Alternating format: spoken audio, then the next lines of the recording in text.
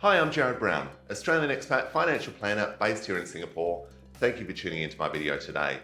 What I'd like to share with you in this video is a simple budgeting personal finance tool or cash flow management tool called cash stuffing.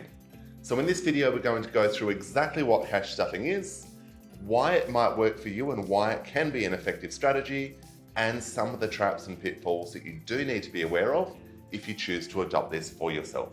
So let's get right into it.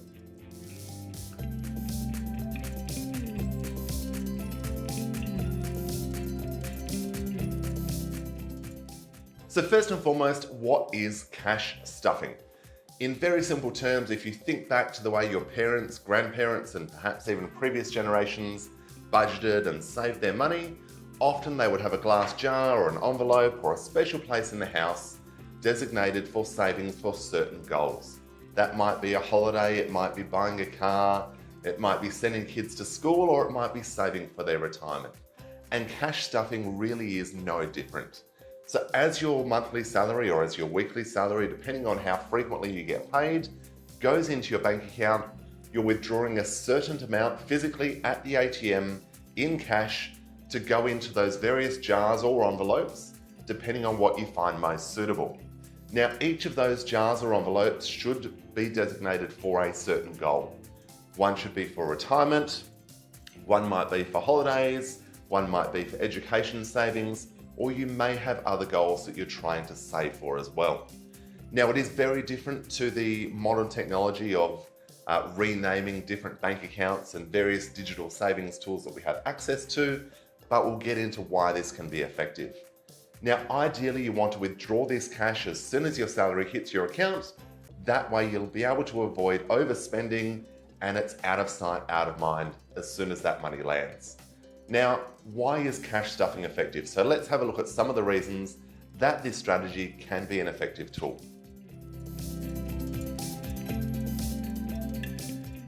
Now, there are a few reasons that this strategy can be quite effective. Now, I'm very aware it is a little more cumbersome to go and withdraw cash, take it home, put it in an envelope or a glass jar, but let's have a look at why it can work and why it can be effective. There are a few key reasons.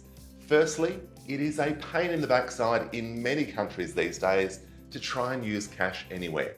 Now, obviously, if it's an emergency and you need to buy something, that can be problematic, so make sure this isn't your only option of spending.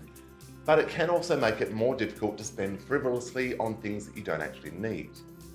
Secondly, if you are looking to spend that cash that you've got tucked away, designated for those certain goals, it can be quite emotionally painful to actually see that cash decline.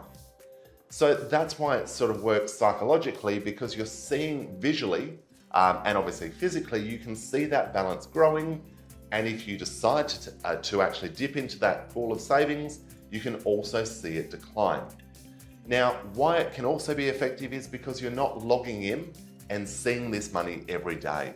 So you're not logging in thinking, oh great, I've got $100,000 or $1,000 or $10,000 sitting in that account.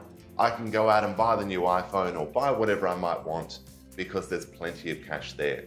Tuck it away somewhere that is safe and out of sight, and that way you may find this quite an effective strategy to put to work. Now let's have a look at some of the pitfalls, some of the dangers, and some of the risks of utilizing this strategy. Now there are two critical risks when it comes to storing cash in your home or physically in a safe place. The first is actually losing the cash. So make sure that if you do hide it somewhere, it's somewhere that you're going to remember. If it's in a safe, make sure it's locked. If you have children or you share living spaces, again, make sure it is somewhere safe, out of reach, and they don't know where it is. But make sure it's somewhere that you will always remember. Again, you also want to make sure that the risk of it being stolen is relatively low. So think through how you can make that as secure as possible, particularly if this cash balance is going to grow over time. The second big risk with keeping cash physically is obviously the risk of damage.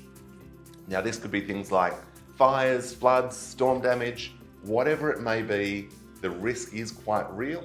So if it's not covered by your insurance policy, then you may want to think about a maximum amount of cash that you are prepared to keep on the property and then as it starts to exceed that balance, take that into the bank, lock it away in a term deposit or whatever may be suitable for you, just to avoid that risk of keeping all of your money physically on your person or in your home. So just a simple budgeting tool. I hope you find it useful. If it suits you, wonderful. If you're finding that managing your cash flow and your savings is getting a bit difficult, it may be something to give a try. So if you have any questions at all or stories you'd like to share, drop me a note in the comments. Please remember to like, subscribe to the channel, and I look forward to seeing you next time.